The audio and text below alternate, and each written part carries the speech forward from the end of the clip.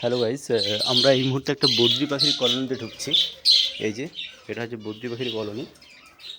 এই যে খাঁচা, এখানে অনেক খাঁচা আছে, অনেক পাখি আছে, অনেক পাখি আছে।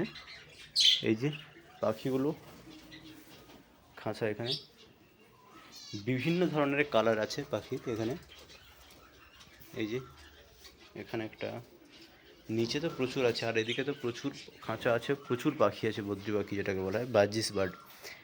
এইখানে একটা পেয়ার আছে, কত সুন্দর পেয়ারটা দেখো।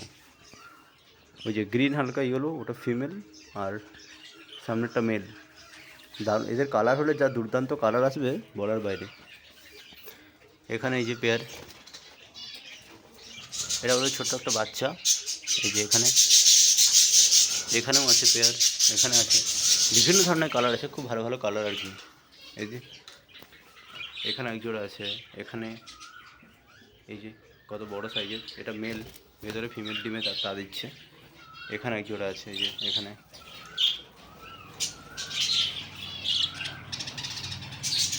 এই যে, আর এখানে ফিঞ্চ আছে কিছু, ফিঞ্চ না, এগুলো কী বলে, জাভা বলে, এগুলোকে জাভা আছে।